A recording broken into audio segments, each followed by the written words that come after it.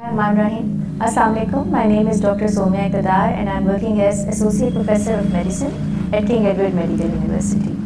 आज हम जिस पर बात कर रहे हैं वो बहुत ही हॉट और बर्निंग इशू है जो हर तरफ जिसका शोर है और लोग बहुत पैनिक भी कर रहे हैं, विच is the novel corona virus, जिसका एपिडेमिक जो है अभी आपने देखा कि चाइना की जो सिटी वुहान है उसमें आया हुआ है। थोड़ी सी अवेयरनेस के लिए लोगों को ये हम आज बात करें कोरोना वायरस पे। कोरोना वायरस एक्चुअली पहले से दुनिया में मौजूद है और इसकी डिफरेंट वेराइटीज़ जो हैं वो इन्फेक्ट भी करती रही हैं। जैसे आपको याद होगा कि सार्स एक दफ़ा बहुत सीवियर डिजीज़ की फॉर्म में आया था, that's also a corona virus. फिर मिडिल ईस्ट रेस्पिरेटरी सिंड्रोम मर्स कोरोना वायरस, ये भी हमारे पास कुछ साल पहले आया था जिसने बहुत ज़्यादा इन्फेक्शन कॉज की थी और बहुत ज़्यादा डेथ्स भी इसके साथ रिपोर्टेड थी। अब रिसेंटली चाइना की सिटी वुहान में एक केसेस सामने आए जिसके अंदर एक नया वायरस जिसे हम नोवल कोरोना वायरस, तो नोवल का मतलब होता है कि न्यू वायरस है। एक न्यू है क्योंकि इसलिए अभी इसका नाम भी डिसाइड नहीं किया गया। कुछ लोगों का ख्याल है इसे हम वुहान कोरोना वायरस कहना शुरू कर दें। सो ये फ़िलहाल लेबल्ड है एज 2019 नोवल कोरोना वायरस।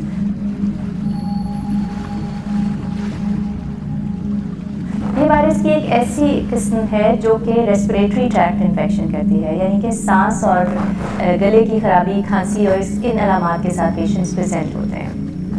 पहली दफ़ा ये केसेस जब वुहान सिटी में देखे गए तो उन्होंने ट्रेस किया तो एक सी फूड की मार्केट थी या एनिमल्स जहाँ पे गोश्त और मीट मिलता है वो, और वाइल्ड एनिमल्स भी उस मार्केट में अवेलेबल थे। तो ये ट्रेस किया गया कि जितने भी पेशेंट्स इन्फेक्ट हुए हैं उनका वहाँ से कांटेक्ट रहा है, या उन्होंने मीट कंज्यूम किया है या वहाँ पे गए हैं। और फिर ये हॉस्पिटल्स में जब रिपोर्ट होते गए तो फिर इनकी जो आगे से कॉन्टैक्ट्स थे, यानी कि जिनके साथ थे घर के और लोग या फ्रेंड्स या जिनके साथ वो काम करते थे कोलीग्स, उन लोगों में भी ये वायरस के सिम्टम्स पाए गए।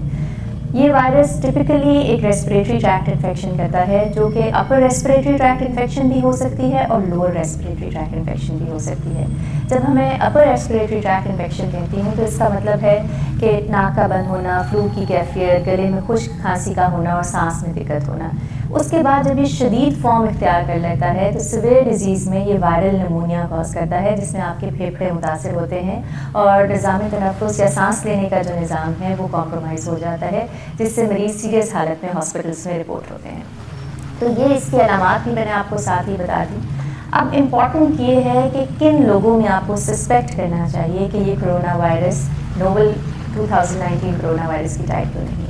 देखिए, ऑल्दो ये शुरू हुई चाइना की सिटी से, लेकिन आपको पता है we are living in the world जो कि एक ग्लोबल विलेज बन गया है। इतना ज़्यादा ट्रैवल है, इतने ज़्यादा कनेक्शंस हैं ट्रैवलिंग के, एयरपोर्ट्स के थ्रू, रोड्स के थ्रू, सी के थ्रू, कि लोग आराम से एक मुल्क से दूसरे मुल्क कुछ घंटों के सफ़र में पहुंच जाते हैं। And China is such a big country, वहाँ पे लोग आते भी हैं बहुत ज़्यादा बिजनेस के लिए, ट्रैवल के लिए, स्टडिंग के लिए स्टूडेंट्स, और वहाँ से लोग और भी दुनिया के ममालिक में बहुत ट्रैवल करते हैं। सो यही वजह है कि ये वायरस चाइना के अलावा भी कुछ कंट्रीज़ के अंदर देखा गया, जिनमें सिंगापुर है, थाईलैंड है, मलेशिया है, इसके अलावा अमेरिका में केस रिपोर्ट हुआ, ताइवान में केस रिपोर्ट हुआ, हांगकॉन्ग में रिपोर्ट हुआ।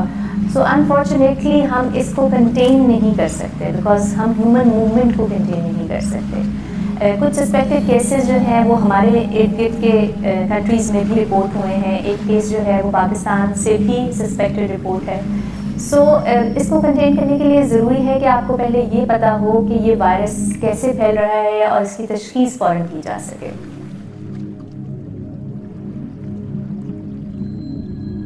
अनफॉर्चुनेटली क्योंकि ये न्यूअर वायरस है इसको रेडीली टेस्ट करने की फैसिलिटी भी अवेलेबल नहीं है, और पाकिस्तान में फ़िलहाल हमारे पास इसकी टेस्टिंग फैसिलिटी अवेलेबल नहीं है।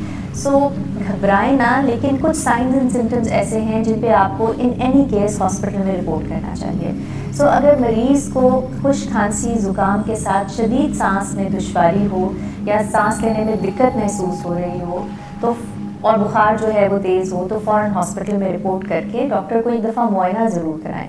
मैं ये बिल्कुल नहीं कह रही कि ये कोरोना वायरस होगा, पर होने के चांसेस होते हैं, स्पेशली वो पेशेंट्स जिनका कांटेक्ट रहा हो किसी ऐसे मरीज़ से जो कि कंफर्म्ड केस था कोरोना वायरस का, या फिर उनकी ट्रैवल हिस्ट्री हो टू चाइना, या फिर वो किसी ऐसे हेल्थ केयर फैसिलिटी में काम करते हैं जहाँ पर बहुत सीवियर रेस्पिरेटरी डिजीज़ के पेशेंट्स जो अनआइडेंटिफाइड थे वो एडमिट हुए थे। सो ये वो केसेस हैं जिन्हें हम कॉन्टैक्ट्स कहते हैं। इन पेशेंट्स में अगर सिम्टम्स डेवलप हों जिनमें फीवर, कॉफ, फ्लू और इसके अलावा सांस में दिक्कत, शॉर्टनेस ऑफ ब्रेथ, या फिर ब्लड प्रेशर का गिरना सीवियर फॉर्म में और गलूगी का होना और सांस में बहुत ज़्यादा दिक्कत महसूस होना शामिल है, तो इनको फ़ौरन हॉस्पिटल फैसिलिटी में रिपोर्ट करना चाहिए ताकि इनके रेलिवेंट टेस्ट हो सकें और इनका ट्रीटमेंट किया जा सके।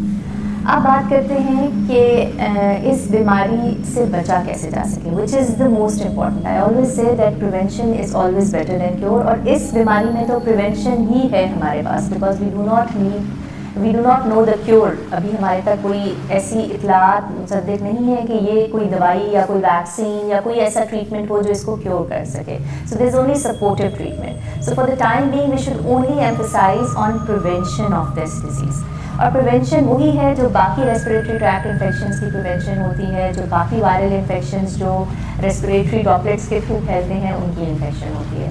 उसमें सबसे इम्पॉर्टेंट ये है कि क्योंकि आपकी बॉडी सिक्रीशन से फैलता है, तो छींकते वक्त, खांसते वक्त अपने मुंह को रुमाल से, टिश्यू पेपर से ढाँप के रखिए।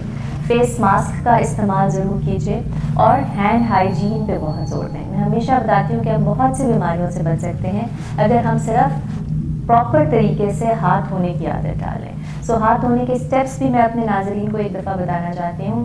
हाथ आप बार बार धोइए, साबुन से धोइए और एटलीस्ट 20 सेकेंड्स जो हैं वो आपको हैंड वॉशिंग के लिए सर्व करने चाहिए। इसके अलावा जो अल्कोहल बेस्ड रब्स होते हैं जिन्हें सैनिटाइजर्स कहते हैं हम, वो भी आप यूज़ कर सकते हैं। अगर तो आपके हाथ सॉइल्ड हैं सिक्रीशन से, तो बेहतर है कि आप उसको प्रॉपरली वॉश करें सोप एंड वाटर के साथ। लेकिन अगर सॉइल्ड नहीं है या सिक्रीशन से या लेकिन सिर्फ शक है, तो आप सैनिटाइजर्स का इस्तेमाल भी कर सकते हैं। हाथ धोते वक्त कुछ स्टेप्स हैं, बच्चों को भी सिखाइए, बड़ों को भी सिखाइए और इनको अपनी डेली प्रैक्टिस में, रूटीन लाइफ में अपनाने की कोशिश कीजिए। उन हाथों को धोने का तरीका ये है कि पहले आप पामर सर्फेसेस को हाथ से धोइए, डॉर्सल सर्फेसेस को दोनों तरफ से धोइए, ठीक है। उसके बाद ये इंटरडिजिटल जो आपकी क्लेफ्ट्स होती हैं, जो स्पेसेस होती हैं, वेब स्पेसेस हैंड्स के बीच में, इनको ज़रूर वॉश कीजिए। अपने जो नेल्स हैं इनके दरमियान से चीज़ें फंस जाती हैं, तो इन नेल्स को ज़रूर वॉश कीजिए। अपने नकल्स को ज़रूर वॉश कीजिए, थंब को कभी ना भूलिए, ठीक है। और फिर ये रिस्ट का एरिया है, सो इनको आप प्रॉपरली वॉश करें हैंड्स को। क्लीन वाटर और सोप जो है वो सबसे अच्छा है। अल्कोहल बेस्ड रब्स भी आप यूज़ कर सकते हैं। कॉफ एटिकेट्स में ये है कि जब आप खांसते हैं तो आप, ये तो एक तरीका ही है कि आपने टिश्यू पेपर या रुमाल से अपने आप को ढकना है। अगर आपके पास अवेलेबल नहीं है तो ये जो आपकी ये इस तरह आप अपने एल्बो के बीच के अंदर जो है वो कवर कर सकते हैं ताकि आपके हैंड्स जो हैं वो कंटामिनेट ना हो। बिकॉज एक तो डायरेक्ट कांटेक्ट होता है कि आपने छींका और वो रेस्पिरेटरी ड्रॉपलेट किसी और इंसान के बॉडी के साथ इन कांटेक्ट आया और वो इन्फेक्टेड हो गया, और दूसरा तरीका ये होता है कि आपने छींका किसी सरफेस के ऊपर, जैसे यहाँ पे छींकने या खांसने से सिक्रीशन जिस जगह पे जमा हो गई, अब कोई और आदमी वहाँ बैठा, उसने उसको हाथ लगाया तो फ्रॉम दैट टच वो सिक्रीशन उसके हाथ पे ट्रांसफ़र हो गई। और ये ट्रांसफ़र अगर उसने अपना नाक साफ किया या आंखों पे हाथ लगा लिया या ज़बान को टच कर लिया या लिप्स को टच कर लिया, तो थ्रू म्यूकस मेम्ब्रेन को ड्रॉपलेट्स जो हैं वो उस बंदे में इन्फेक्शन कर सकते हैं। सो ये वायरसेस बड़े विरुलेंट होते हैं, ये फ़ौरन से आप कैच कर सकते हैं। स्पेशली वो लोग जो इम्यूनो कॉम्प्रोमाइज्ड हैं, जिनकी क़ुव्वत मुदाफ़ियत कम है, जिन्हें और बीमारियां हैं जैसे कि शुगर का मसला है या कोई इम्यूनोसप्रेसेंट ड्रग्स पे हैं, या जिनको पहले टीबी रह चुकी है, या वो मरीज़ जो कैंसर में मुब्तला हैं, या बहुत ओल्ड एज के पेशेंट्स, या दायमी अमराज के मरीज़ जैसे गुर्दे के मरीज़ या जिगर के मरीज़ होते हैं, और सबसे इम्पॉर्टेंट जो रेस्पिरेटरी ट्रैक्ट की प्रॉब्लम्स के साथ पेशेंट्स होते हैं, जिन्हें अस्थमा है, जिन्हें सिगरेट पीने की वजह से सांस का और निज़ाम मुतासिर है, जिनको मैंने बताया ट्यूबरकुलोसिस है, या फिर कोई भी फेफड़ों की बीमारी है, और उन लोगों में ज़्यादा चांसेस होते हैं कि सीवियर डिजीज़ होगी और खुदा न खास्ता इसमें जान का खतरा भी लाहक हो सकता है। एक और बात जो मैं इम्पॉर्टेंटली करना चाह रही हूँ कि पैनिक ना कीजिए, लेकिन एहतियात ज़रूर करें, विजिलेंट ज़रूर रहें। आपको साइंस एंड सिम्टम्स पता हैं, अगर आपको कोई भी डिजीज़ के science and symptoms out of proportion लग रहे हैं, कि आपको लग रहा है कि ये मामूली ज़ुकाम नज़ला से ज़्यादा भी कैफियत है और खांसी बहुत शदीद है या सांस जो है लेने में दिक्कत महसूस हो रही है, तो प्लीज़ फ़ौरन एक तो अपने आप को पब्लिक के लिए अवेलेबल करके सोर्स ऑफ इन्फेक्शन ना बनाइए। गैदरिंग्स को अवॉइड कीजिए, बहुत ज़्यादा बाहर जाना अवॉइड कीजिए। ताकि आप और लोगों को इन्फेक्ट ना कर सकें। और दूसरा, फ़ौरन हेल्थ केयर फैसिलिटी में रिपोर्ट करें ताकि आपको प्रॉपर्ली इवैल्यूएट करे एक मेडिकल प्रोफेशनल और फिर उसके मुताबिक आपका डिसीजन लिया जा सके। अनफॉर्चुनेटली पाकिस्तान में इस वक्त इसकी टेस्टिंग फैसिलिटी अवेलेबल नहीं है, बट गवर्नमेंट इज़ ट्राइंग कि वो इसकी फैसिलिटी इस्टेब्लिश भी करें, लेकिन फॉर द टाइम बीइंग जो सैम्पल्स हैं वो बाहर के मुल्कों से टेस्ट कराए जा सकते हैं।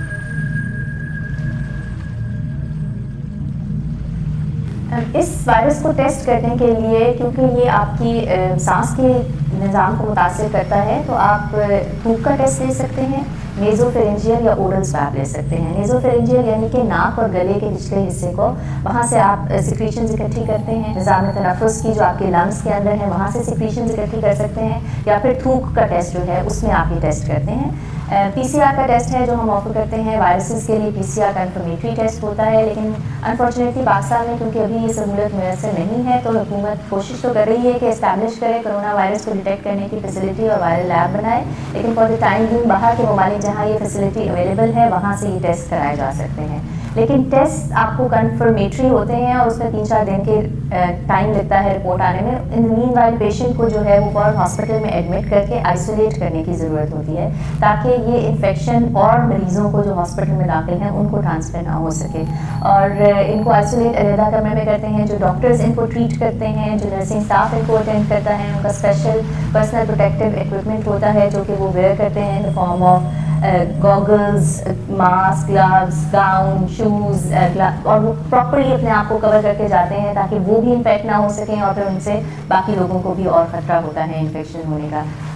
इसके अलावा कुछ टेस्ट होते हैं वायरसेस के जिन्हें हम एंटीबॉडीज टेस्ट कहते हैं, वो फैसिलिटी फ़िलहाल अवेलेबल नहीं है। चाइना भी सिर्फ PCR ही कर रहा है। तो इन द लॉन्ग रन जब थोड़ी सी ये डिज़ीज़ हमें समझ आएगी, अभी तो मैंने बताया ये नई डिज़ीज़ है, न्यूली इमर्जेंट है, तो इसकी वो फैसिलिटी भी एंटीबॉडी टेस्टिंग की भी अवेलेबल हो जाएगी in the future. But for the time being हम नेज़ोफेरेंजियल स्वैब और स्पूटम से PCR का टेस्ट कर सकते हैं, जिससे ये कन्फर्म हो जाता है कि ये वायरस है। तो यही मेरा मैसेज है लोगों से कि घबराएं ना, लेकिन एहतियात ज़रूर करें। और not only this corona virus, but और भी जैसे इन्फ्लुएंजा वायरस है, वो भी इसी तरह के साइन सिम्टम्स के साथ आपके पास आता है और वो भी निमोनिया कर सकता है, उससे भी प्रॉब्लम हो सकती है। सो आप सेल्फ ट्रीट ना करें, सेल्फ मेडिकेशन ना लें, सेल्फ डायग्नोसिस ना करें, और तमाम अलामात के लिए अपने हॉस्पिटल्स में, हेल्थ केयर फैसिलिटीज़ में रुजू करें ताकि आपको प्रॉपरली डायग्नोस करके आपका ट्रीटमेंट हो सके। मेरी आप सब लोगों से रिक्वेस्ट है कि मरहम ने ये बहुत अच्छा इनिशिएटिव लिया है कि पब्लिक अवेयरनेस के लिए और लोगों की क्वेरीज़ को आंसर करने के लिए ये सेशन किया है। इसको ज़्यादा से ज़्यादा शेयर करें ताकि ये इन्फॉर्मेशन हम बहुत सारे लोगों को पास ऑन कर सकें और इसको सबके जारिया समझ के शेयर करें। Thank you.